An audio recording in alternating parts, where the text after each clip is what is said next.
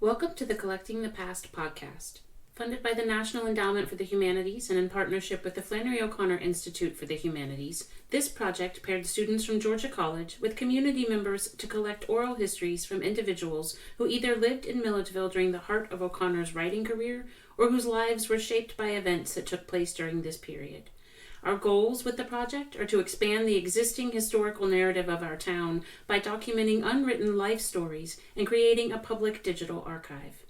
As you'll hear, the students had fun creating their own podcasts in the style of their choice. Like our narrators, each episode has its own personality.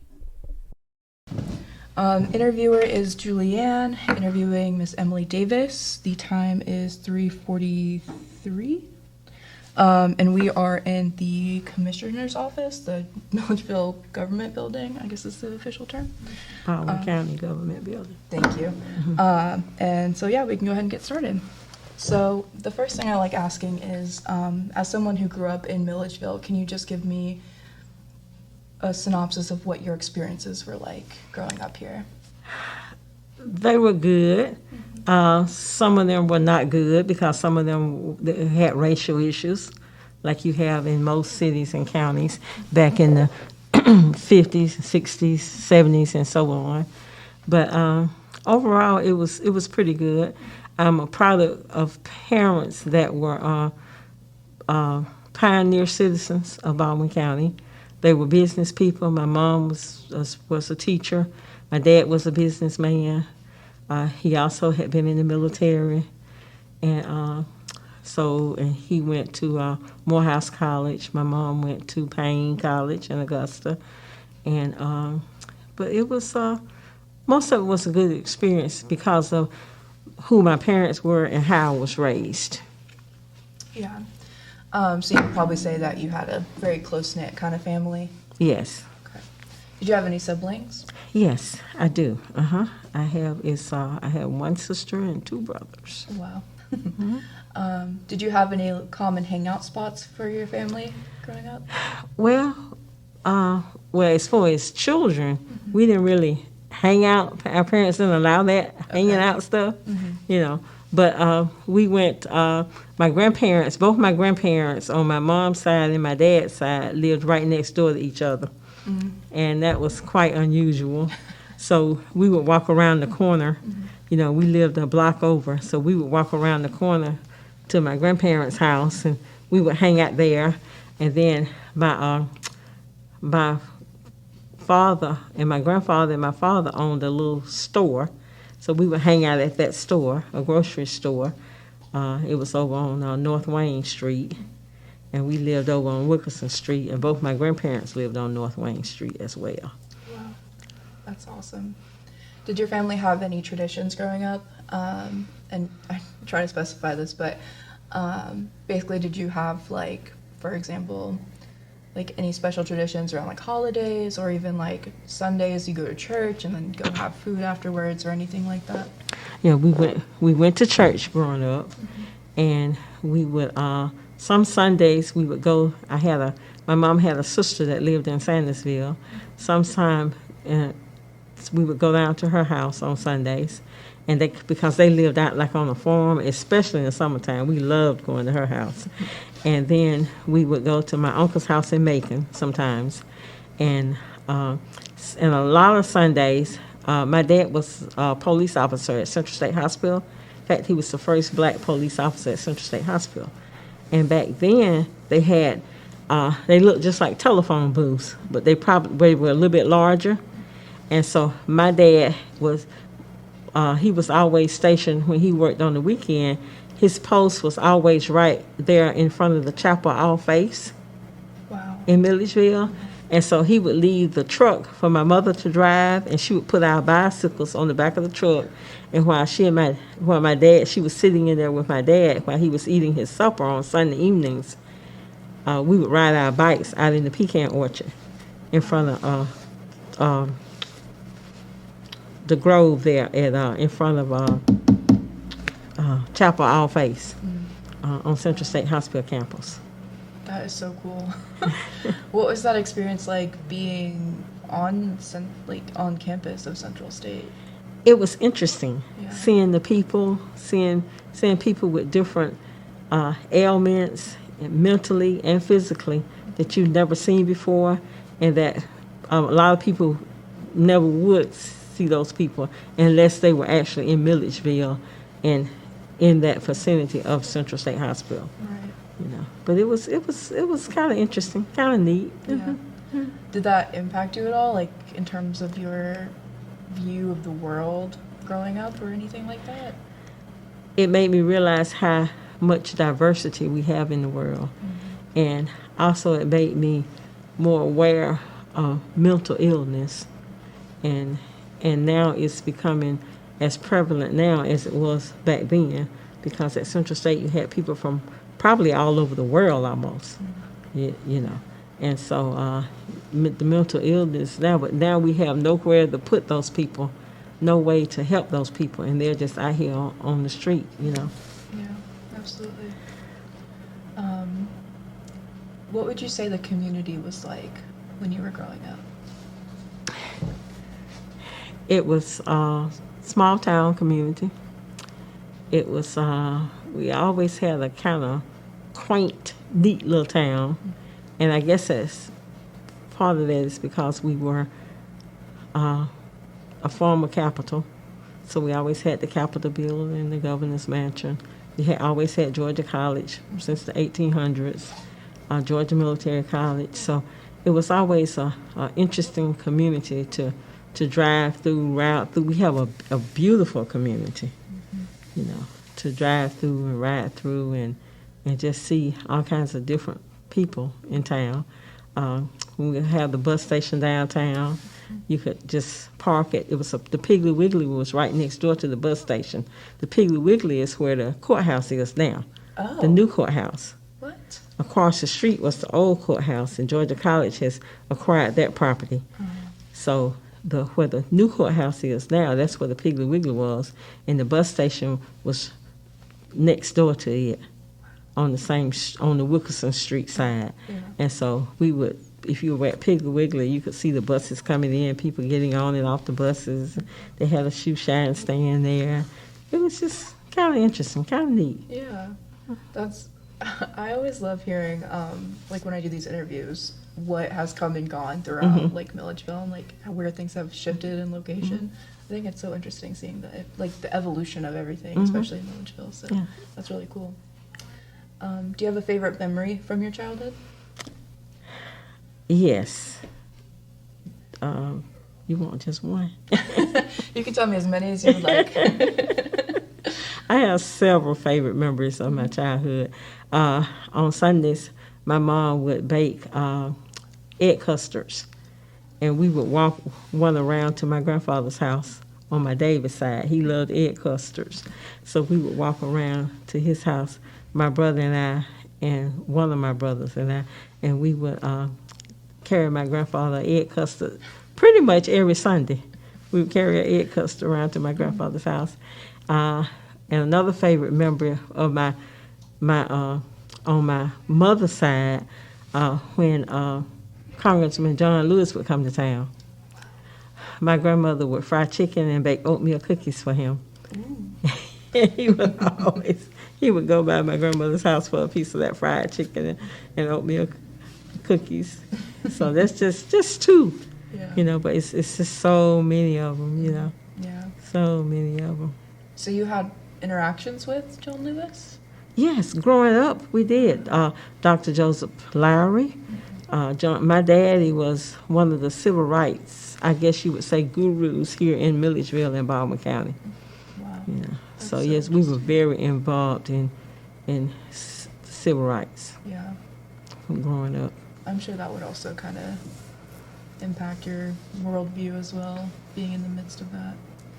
Oh yes, and how I view things, and I was raised to help all people, especially those less fortunate than you, to try to help people, and that's just part of my makeup. They say, I think that part was born in me, and they say some leaders are born, some are made, some are you know.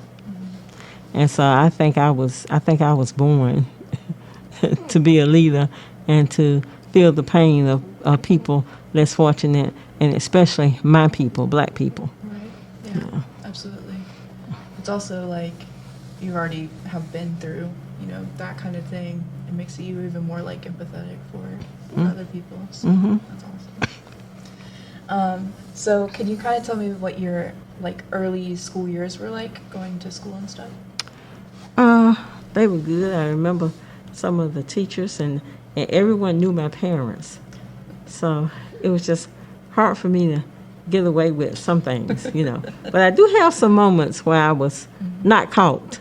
So, it's the caught and the uncaught. So I do have some moments when I was not caught. But it was quite interesting. It was different. I grew up where we had, I had mostly black teachers until I got to a certain point. And that was nice. It changed, the dynamics of it changed a little bit. Well, not a little bit, really a lot with integration. And sometimes you think that, some days you think that might have been the worst thing that could have happened to us.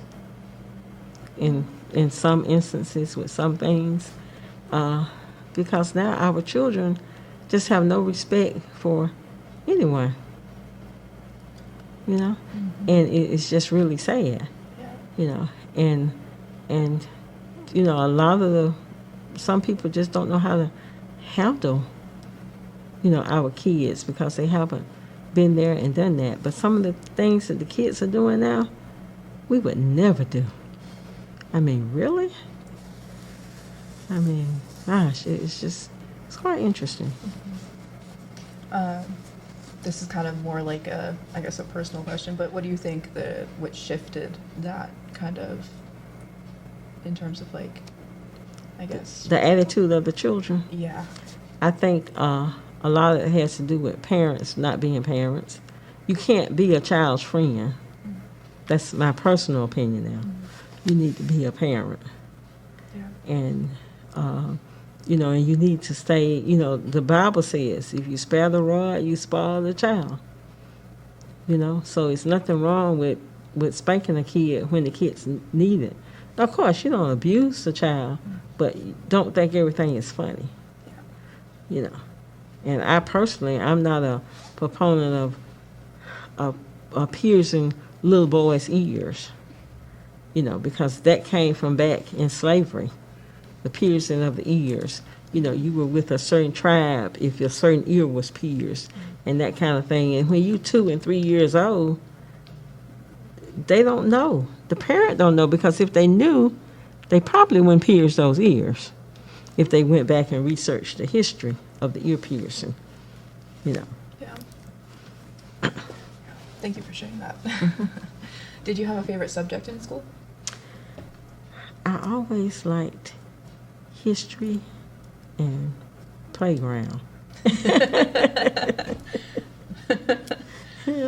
What made you enjoy history so much? Just learning about the past and what has happened to people over the years back during slavery, and listening to stories from my parents and grandparents about how people had been treated, and just thinking, how could you do that? But I still see it sometimes every day. Sometimes I see it right here in this building, how people are not treated fairly. And you would think that it's time to stop it. I mean, because, I see employees not being treated fairly. I see our constituents, our customers not being treated fairly all the time. And it's just, it gets to you. And sometimes your hands are tied. It's not a lot you can do, about it. Yeah, as a history major, I definitely enjoy looking back at people's stories and stuff like that. I actually work at the old governor's mansion, and so we talk about, the slaves that were there, and it's always hard to talk about sometimes because, but history is not always pleasant. Yeah, No, that's it's right. not. It's not always pleasant. Yeah. So, did you have any teachers that really impacted you? or influenced you? Yes, I did. I had Mrs. C.O. Brown, and she was a combination of teacher and Girl Scout leader. You know, and she was a very mild-mannered lady, you know, and she also went to my church. Okay. And then I had Mrs.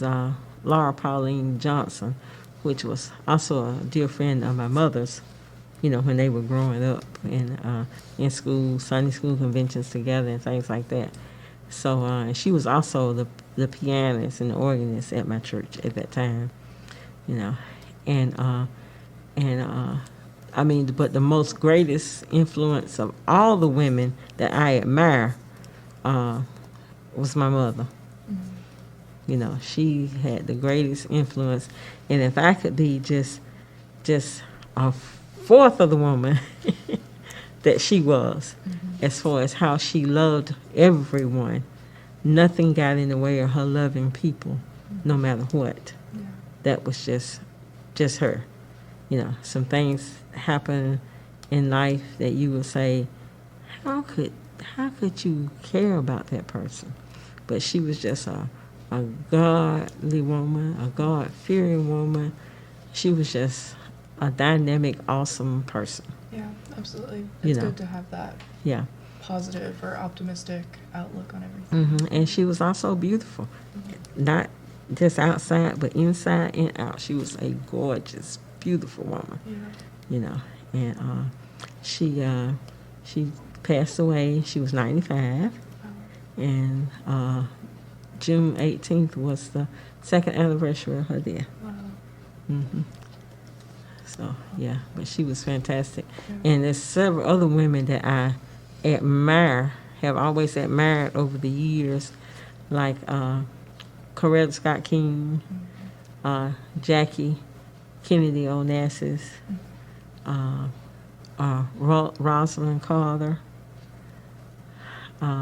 I even liked Queen Elizabeth. Oh, You know, really? I liked her style of clothing. That's what I admired about her. Yeah. You know, I would love, you know, when the Queen was going to be on television, I would love to see those clothes, you know. Yeah, absolutely. She did have good style. Yeah, and good clothing style, yes. Yeah. So kind of moving on to your more adult years or young adult years, I saw that you went to Georgia Military College. And I also attended Georgia College. Okay. I went to Baldwin High School, and the experiences were interesting. Yeah. I'll say that they were interesting. Once my brother and I, it was in 77 or 78. We were coming. I had graduated from high school, and so we were coming through. At that time, you could drive all the way through the gates at Georgia Military College. The end from Mary Vincent Library, you could drive all the way through to the back gate. And during that time, and so my dad had bought a light blue Lincoln Town car, and it was a 1976 or 77. That's why I can kind of remember, you know. And so was driving through the back gate, and this cadet spit on the back of the car. And so I saw the cadet, you know, and he waited until we passed by when we got to the back gate. And I looked in my mirror, because at that time you were you know, you paid attention to race and different things. You just paid attention to your surroundings. That's how I grew up. You pay attention to your surroundings. And he spit on the car. And my brother and I got out, and he took out running. I mean, and by that time, some more people, and we told them they had to clean it off. Somebody needs to wipe this spit off of this car. He had no reason to spit on the car. So those are the kind of things, and people wonder why sometimes you bring up race, but a lot of people haven't been where I've been. A lot of people haven't been where you've been. Everyone has been a different place in life when it comes to certain things, and that was just one place I had been. Right. And I'm like, of course we use a few choice words, naturally, but that's one thing that vividly stands out. And I remember way back when we were growing up, my dad and several more gentlemen, in fact, my dad was also the first black county commissioner here in Baldwin County. Excuse me. And my mom was the first woman. And so when we were growing up, Mr. Louis Blake Hewley, who used to be on city council, he and my dad, Mr. Jesse Burnett, Mr. Pop Robinson, who else? Mr. Lundy lived over on Wilkerson Street. We also grew up over on Wilkerson Street. They would ride. They called it riding shotgun when they would hear that the KKK was up 441 burning crosses and different things. So I had a quite interesting, and so like I say, people haven't been where I've been in a lot of instances when it comes to racial issues and doing different things and hearing different stories and being around different people. I remember when Dr. Larry, when the SCLC, which is the Southern Christian Leadership Conference, which I'm a life member of that. I'm also a life member of the NAACP. And so they were doing a crusade, and they came to Milledgeville, and they actually stayed. Actually, he and his wife actually stayed in my bedroom. Really? And he always talked about every time he would see me somewhere, he always talk about my mother's fried chicken that she fried that night for supper. Yeah. And so, so I've had a lot of interesting, enjoyable experiences that I would do all over again, some of them, especially when it comes to the civil rights era and those types of things. I remember when I worked for Cynthia McKinney, who was a congressperson. I really learned a lot, and I would do it all over again if I had the opportunity. I also worked for Andy Young when he was running for governor. I was the only woman in Mill, Georgia, to travel with his wife and 11 other women around the state, a bus tour. It was called Jean Young and Her Disciples. Wow, that's so cool. Yeah, and it was really, really cool. Mm-hmm. Yeah. Really, really cool. I can only imagine. It was neat, yeah. Very enjoyable, very interesting. I learned so much about Georgia. We went to all 159 counties. Oh my gosh. Mm-hmm. We were all over. That's a big journey. Yeah, it was. Mm-hmm. Wow, that's so cool. So kind of just going back to your college years, you went to GMC first, and then transferred to Georgia College? Well, I went to kind of both of them simultaneously. I see. Mm-hmm. Okay. So what did you major in? Well, I started out majoring in education, but I changed it to business. Okay. Mm-hmm. What made you want to do the shift? Well, my dad was always in business, Mm-hmm. and so I decided that may be something I should have done. If I had known I was going to be here, I would have maybe done political science. Mm-hmm. Yeah. Or whatever, it would have been worth at this point in time. Yeah. Mm-hmm. Do you have any fun college stories? Yeah.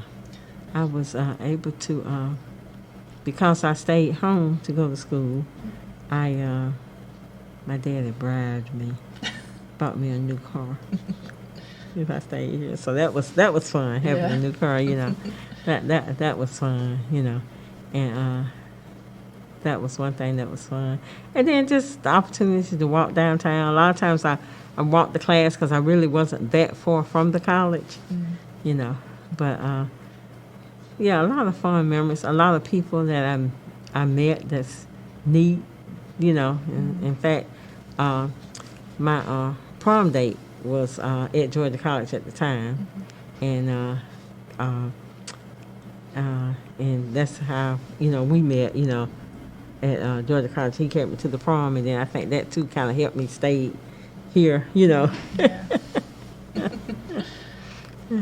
I know that from previous interviews that I've done that Georgia College at that time was doing like a bunch of musical kind of things. Mm-hmm. Did you ever attend any of those? I did. I attended some, and I still attend things at Georgia College. Oh, wow. I still attend things at Georgia College. That's awesome. Doing their Black History programs and different things. I still attend various things at Georgia College. Yeah. Dr. Veronica Womack and I, we communicate a lot. Yeah. Mm-hmm. That's awesome. Yeah, we do. That's really cool. So after you had graduated from colleges, what was the first job you got? What was the first job I had? Well, I worked for my dad for a while. When I you know, stopped school, I worked for my dad for a while, and then I ended up working for the school system. That's when I ended up working for the school system. But I worked for my dad for a long time. And then I decided I didn't want to work 7 days a week. I mean, literally 8 days a week if it's your own business. Yeah, sometimes 12 days a week. I can You imagine. know, I found that out, you know. So then I started working for the school system. What grade in particular did you teach? I started out working in second grade. Okay. Second grade, and just all the way up. I was at the middle school, and I was at the high school, and, you know. So, but I started out in second grade. I was in second grade for about 11 years. Wow. Mm-hmm. Yeah. That sounds really cool. Then I finally got promoted. Did you have a favorite subject you liked to teach? Was it still history? Well,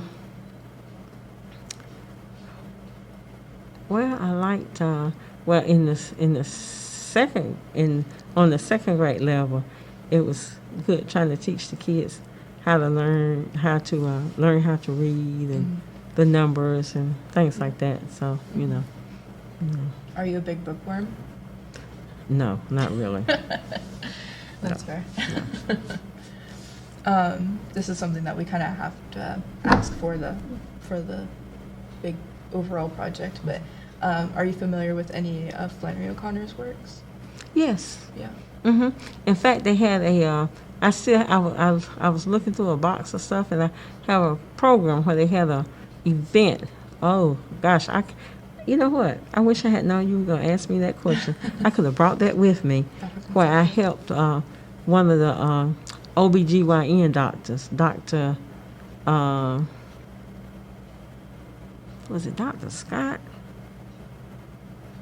Anyway, his wife, well, they had something, and it was at, if I'm not mistaken, it was at GMC. And it was a big event, some events that we had for Flannery O'Connor. And then my grandfather, on my dad's side, he and my older brother, they would ride up to her house. Really? In fact, I have a professor from Savannah State that I'm supposed to get back in touch with this week that she wants some information about some of the people that worked for Flannery O'Connor. And so I know some of the names, so I just got to get with some people that's in that family that still live here and let them give me some stories. And then I'm also going to put her in touch with my older brother because my grandfather used to go up there. And he didn't work for Flannery O'Connor because he was one of the, I guess, quote, unquote, business people in the community. But he would go up because my brother always talked about the peacocks. You know, and I'm like, wow, neat. I always wanted to see a peacock, you know, but I never got a chance to see one until I went to the zoo. I never went. I was too small to go up there with them, you know. Yeah. And so he would sit on the porch and talk with Miss O'Connor. Wow. Back in the day. That's so cool. So you kind of got like the secondhand stories. Secondhand stories, yeah. That's so cool. From my big brother. Oh. So have you visited Andalusia? No, not recently. It's been years Right. since I've been up there. Not since Georgia College has taken it over and has remodeling or whatever they've done up there. Right. No, I haven't. I probably should go. Yeah. I think they've done like a new thing with like the interpretive center. Mm-hmm. So I would probably give it go check it out. I haven't been there yet. It was a teacher at Creekside. Well, it's not Creekside anymore. That always took a field trip there every year. Wow. She loved Andalusia. I mean, she loved it. Yeah. Mm-hmm. It's a cute little house, and I love the history there as well. So, are you aware of the Flannery O'Connor conference that's going on at Georgia College in September? No, I'm not. Yeah, there's going to be like a bunch of Flannery scholars coming down and like presenting work and stuff. Oh, It would be neat. cool if you could go too. Oh, yeah. When in September is that going to be? I'm not sure the exact dates, but I can get them back to you. Okay. 'Cause Email those dates to me. absolutely, because I know our project that we're doing now is through the Andalusia Institute, so we're going to also be presenting our works over there as well. So Okay. it'd be cool if you can go. Okay. Oh yeah. So did you ever read any of her works, or did you just are you familiar from? Yeah, I did read some of them. I'm familiar. Way back when I was doing the tour, when we were doing the event, I familiarized myself with some of that work. Right. Yeah, I wish I had that with me. I just looked at it. Sorry, I should have given you the heads up. Yeah. That's why I was asking you what, so I could be a little bit more I prepared. see. I'm sorry that I did. Oh, that's okay. Prepared. That's okay. I was asking this question because some people are usually really into Flannery or either really hate her. So what is your Oh, take? no. But I went to Sacred Heart Church downtown. That's the Catholic church, if you don't know. And they had their 150th church anniversary. It's the second Sunday in June. Wow. And I knew Flannery O'Connor went to church there. I knew that. But I also learned that she took communion every day. That was one of her pet peeves, part of her normal everyday life, and she took communion every day. And she was a very strong woman that stood her ground on a whole lot of things. Absolutely. But they talked about her during the service, the 50th anniversary. Wow. And also when her grandfather died, a black minister here in Milledgeville wrote his eulogy. Wow. I learned that from Sacred Heart Church on that Sunday. That's so cool. I thought that was interesting. Yeah. I'm like, oh wow, Yeah. That was interesting because the professor from Savannah State had contacted me, and we were going to get together, and I was like, oh, I found something new about Flannery O'Connor. Yeah. That's so interesting. Wow. So I guess now I'd like to ask, what kind of got you into the commissioner because your official title is councilwoman, right? County commissioner. County commissioner. Okay. Council people are city. Okay. Okay. Okay. Thank you for clarifying that. So what kind of brought you to the commissioner kind of pathway? Well, like I say, I've been around politics, working on campaigns all of my life. I never planned to be elected to anything, but I always was around it, and I really wanted to be like a political consultant and just work on campaigns. And that's what I had done a whole lot of. I worked a lot, like I said, with Cynthia McKinney, Senator Robert Brown in Macon. I still do some works with Senator David Lucas, his wife, Commissioner Elaine Lucas, Reverend Henry Clay Flicklin, who was on city council for 20-something years, and now he's going to be on the Board of Education and Macon be up. And so he also works for the mayor. The mayor is one of his former students. Wow. And so, but being around it all my life, I always was very interested in it. but I had never planned to run for anything. Right. And then my dad became the first black commissioner, and he served 4 terms, which a term is 4 years. And after he passed away, he had 1 year left on his 4th term. So the probate judge, Judge Todd Blackwell, he's also our election superintendent. He called my mom. We buried my daddy like that. He died on the Monday, and what? So he died. My dad died on the King holiday. Wow. They swore my mother in on April 4th, the anniversary of King's assassination. That's So, crazy coincidence. you know, it's like your life is planned out. People don't believe it, but how can that happen like that? Yeah. Just, you know. And so my mom, by the way, was the first woman commissioner. And so she served 9 years because she completed that last year on my dad's 4th term. And then she ran and was elected twice. So that gave her 8 more years. Yeah.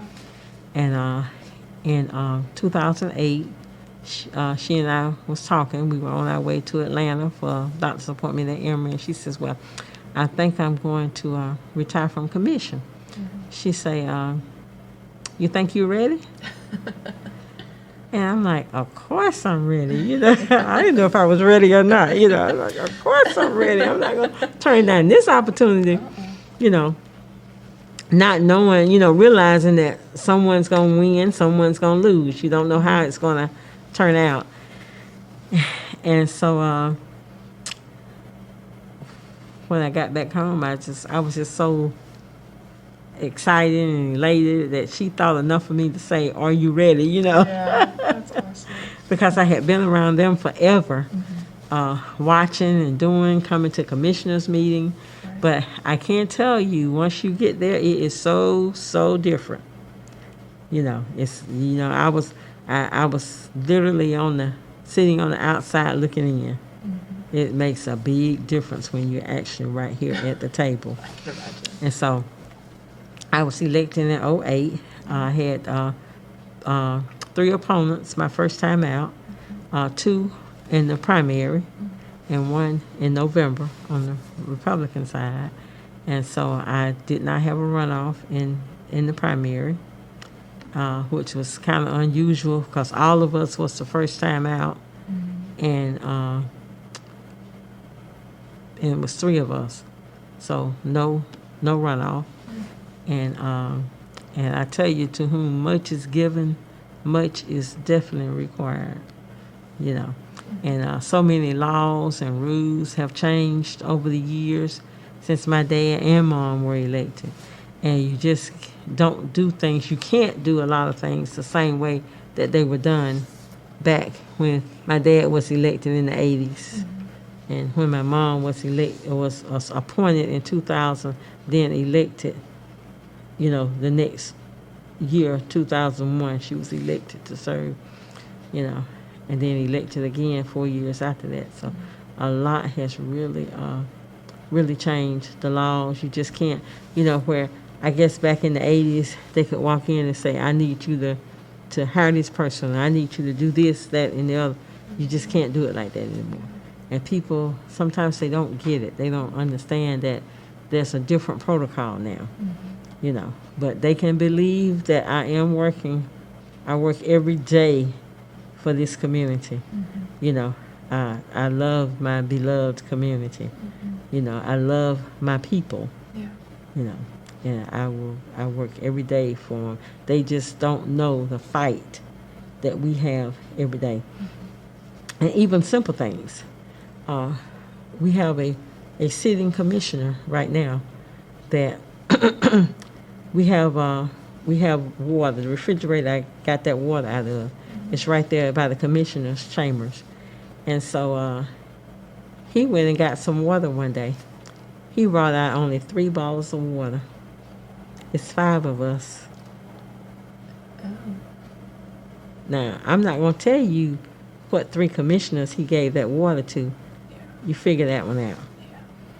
Okay? Yeah. So when people say that sometimes I bring up race, when you have experienced that, me as a commissioner, I go back there this evening. If I'm the first one back there and get the water, I'm going to bring out 5 bottles of water every time. Absolutely. Okay? Now, we have one commissioner that's not going to be here, so tonight I'll bring out 4 bottles of water. Okay? So, and I'll do that every time. Okay? And some of my fellow commissioners, they would do that every time. But when I sat down that day, and I'm like, are you kidding me? Okay? Are you kidding me? I mean, that's the kind of stuff, that we deal with every day sometimes that people don't realize. That's why I say you haven't been where, we all haven't been the same place when it comes to race and a whole lot of other things in life, Absolutely. So, I guess it's the personality of your mom growing up really kind of helped you be more, I guess, what's the word? Resilient to situations like that then? Personality of my mom, because my dad's personality, I want to fight you. So I'm a good cross section of both, But I'm glad I have some of her in me. Yeah. If not, at that moment when that happened, I would have probably said something I should not have said. You know what I mean? I can't blame you. I just kind of looked like, are you kidding me? To myself. Yeah. And so I got up and I walked back there and I got 2 bottles of water that night and gave myself one and Commissioner Butts one. I'm like, I am not believing this. No.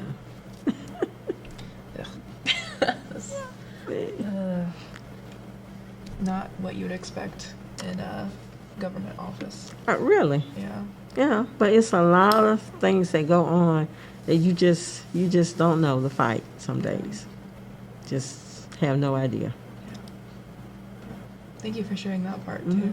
Very interesting. Yeah. I'm kind of gonna go back a little bit because I was thinking more on it. So you had said you had traveled through Georgia. Was it with the governor at the time? Andrew Young. Andrew Young. Okay. Was running for governor, and also with Cynthia McKinney, Okay. congressperson. So can you tell me a little bit more about what that experience was like for you? Awesome. I can imagine. It was awesome. I mean, I loved every minute of it, every day of it. I got a chance when traveling with Andy Young and Cynthia McKinney to see the slave market that's still down in Louisville, Georgia. I got a chance to see that. I had heard about it, but I had just never, my parents would carry us to historic sites and different things, but I had never really seen it, and so it was just really good. We went down to Bainbridge, Georgia. Oh, it's so pretty down there. Gorgeous. And that's where Mrs. Jean Childs Young was from, Bainbridge, Georgia. She was from down in that area, and that's where her first teaching job was, down there. And then I got a chance years later. The president of the Georgia Association of Educators was from Bainbridge, Georgia. So I knew a little bit about Bainbridge when she came to the Georgia Association of Educators as the president. That's so cool. And so we just visited just all kind of little neat places in Georgia. I mean, it is just really neat. We would go to Plains. We sat in on one of Jimmy Carter's Sunday school lessons. What? And my very first inauguration that I ever went to was Jimmy Carter's. Really? That was my very first inauguration. And then I've gone to Bill Clinton's. I went to his first inauguration, and I went to President Barack Obama's first inauguration. Wow. That's so cool. Yeah. In fact, we were talking about the inaugurations when we went to President Clinton's first inauguration. One of the ladies that we went with, her hair caught on fire. Please explain. So we left Milledgeville. It was Faye Smith and I, which used to be a commissioner and a former teacher. We she and I drove to Augusta to pick up 2 more ladies, and one of them was Betty Grubbs, and we did not really know the other lady, but it was another lady, and another white female, and so we were at some event in Washington, some party or something we were at, and so she was standing too close to a candelabra. Her hair caught on fire. We was like, Oh my gosh. that was interesting. That was interesting, And she was just standing there like, like, and we just happened to turn around and her hair was on fire. I said, okay, so I don't know how she got that close to that candelabra, but yeah. Was she okay? Oh yeah, she was fine. We got it put out, and they put, they were coming around with the napkins, the paper, the cloth napkins, and they were able to get it put out and everything. So she was okay. Oh, yeah. I wonder sometimes, where is she? I can't even remember her name. Yeah, but it was interesting. It was definitely a different trip with her on it. Oh, I can. Very different trip. Yeah. Yeah. Wow. Something very memorable. Yeah. Oh, that's so cool. So kind of as we're getting close to the end of our interview, I'd like to know what changes or shifts you see in the Milledgeville community as you've grown. One major shift is the fact that Central State Hospital closed, and all these people are just out here, and we don't have anywhere to put them. Some of them don't know what to do with them. You see people and they're just basically on the street. And I've been talking with the county manager, working on trying to get some type of shelter. But just as we talked about, them coming to a shelter at night or being in and out during the day, who's there to help them mentally? Right. Because you don't staff those shelters with people that have a background for mental health, and so it's just like a hard. It puts you between a rock and a hard place, as the older people would use that term. That's, what do you do? Where do you turn? But that's something that we really, really need here in Milledgeville, because we have homeless families, we have homeless people. Because of Central State not being opened up, they were just thrown on the street, and you got to have a heart for those people. You have to have a heart for them, because it's happened now. You don't need to go back and say, well, it was Johnny's fault or Susie's fault. It doesn't matter whose fault it was or how it happened or why it happened. It happened, and we need to try to do something to help these people along the way if we can. Right. Yeah. And so that's been a major impact on the community. Yeah. And our saving grace was the fact that we had Georgia College and State University, Georgia Military College, and Central Georgia Tech. Right. Because we've had plants to close. We're a community that at one time we were almost destitute, I guess you would say, because Ring closed and all these factories closed, and these people were jobless. It just really hit our community really, really hard. Yeah. But we had those 3 institutions of higher learning that was, like I say, it's somewhat our saving grace. Yeah. And but hopefully we can build back and do something for the mental health crisis, and not only in this community, in all communities. Absolutely. And that's one major shift that has happened. That has not been good for the community. And the Central State one is pretty, fairly recent still, because that was 2010, right, that it closed down completely? I think so, about around that time. Around that time. Yeah, so that's major impact. Then you had Ream to close kind of abruptly, and then a lot of people from that company uh, developed cancer. A lot of them have passed away with cancer. You know, some of them may still be suffering with cancer. I don't know, you know, because there's so many people work there. I don't know everyone that worked there. Right. You know, and so it's just been a major youth development center closed, YDC closed, so it's just been a lot. So we fought to keep our hospital open because we have too much diversity in this community. Too many people travel through this community for us not to have a hospital. You know, so we did a special tax district for the hospital. You know, and but because if you're in Milledgeville, you can get anywhere from here in 3 hours or less. Savannah is 3 hours. Augusta, hour and a half to 2 hours. Atlanta, hour and a half and 2 hours, depending on where you're going. Okay? Columbus, 2.5 hours.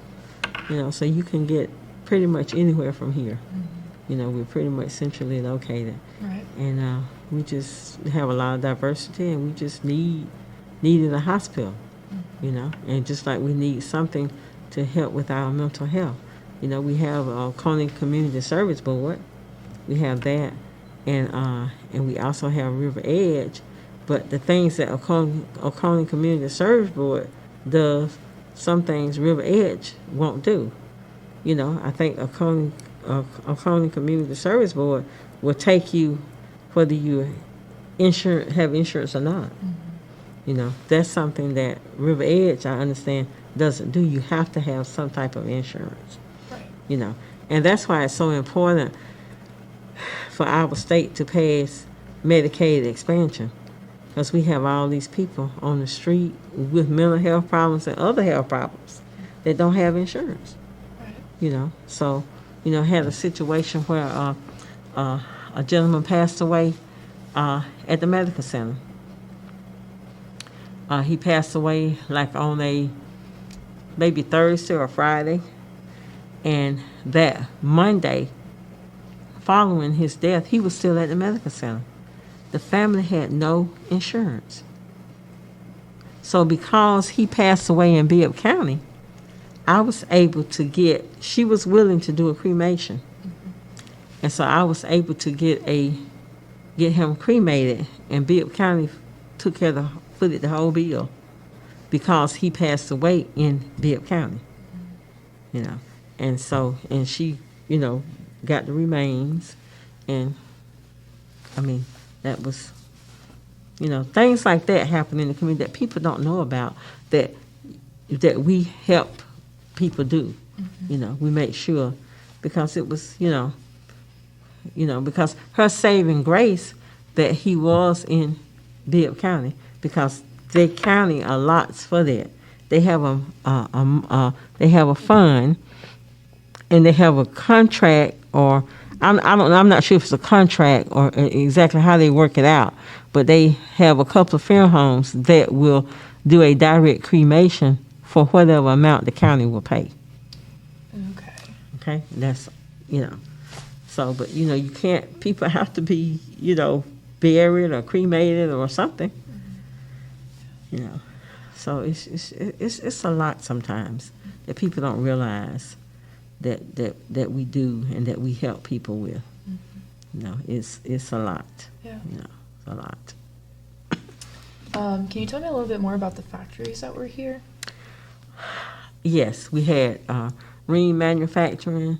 We had way back in the day we had McGraw Laboratories, and that was up where Mid-South Credit Union is.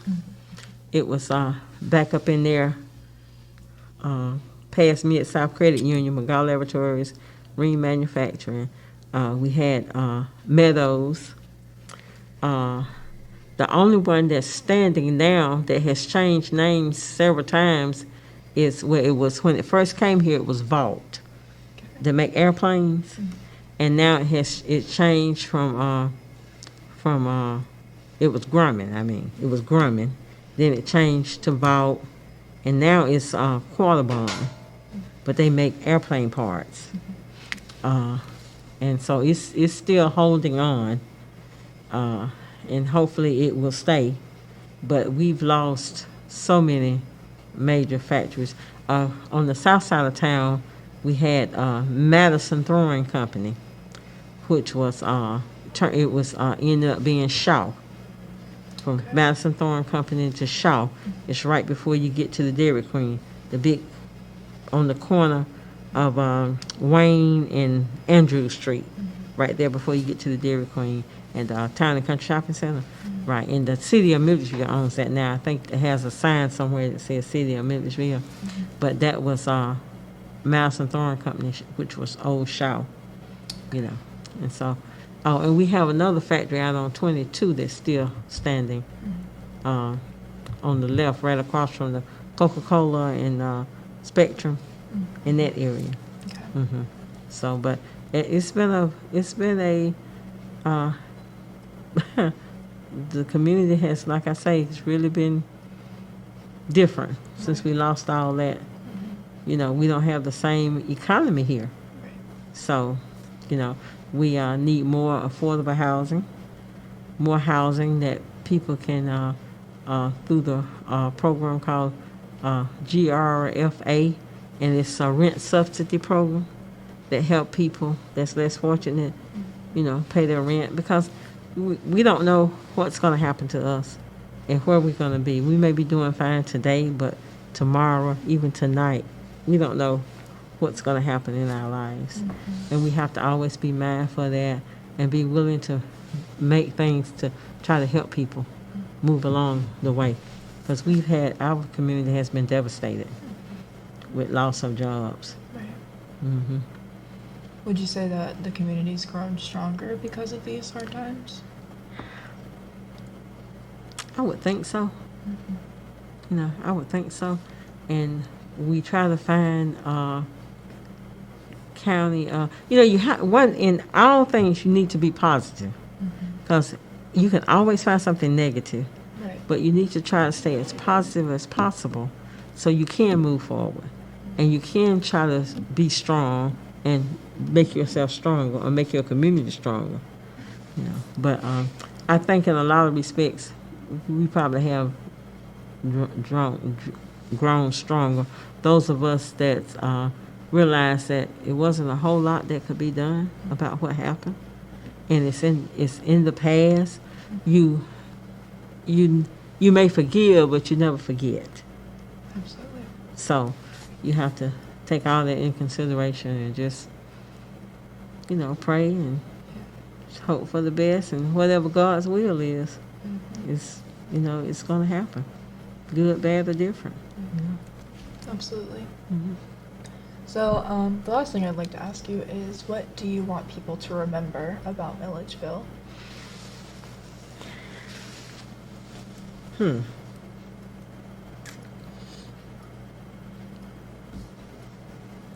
Milledgeville as a whole.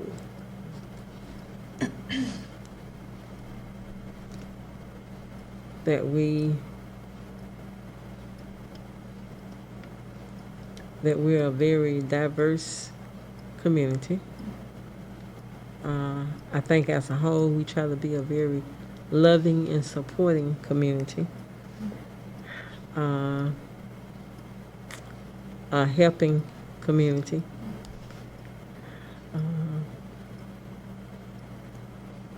Caring. And that, when you remember when you're in Milledgeville, you can get anywhere from here. That's right. So, but we're a good community. Okay. Yeah, we're a good community. Yeah, I think we are anyway. Kind of just a bonus question. Where do you see Milledgeville going in the future?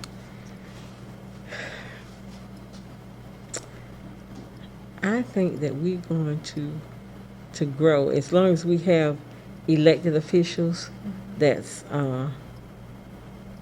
somewhat aggressive in some areas and that really care about the community and wants to see growth, wants to see affordable housing, wants to see, find a way to pull in factories, and just grow. Try to, the diversity that we have. Try to get along, and if you're working together, and you're respectful and cordial to each other, then I think you can make things happen more for your community. Absolutely. Well, that will conclude our interview. Thank you so much for your time and sharing your stories with me. It's been really interesting. Yeah. Thank you. Yeah, of course. We hope you enjoyed learning more about the people and historical events connected to Milledgeville and Flannery O'Connor in this episode. If you or someone you know has stories to share related to either of these topics, we'd love to hear them. In addition to documenting community memories, you'll also help us preserve your story for future generations. Visit our website, collectingthepastmilledgeville.wordpress.com, to learn more.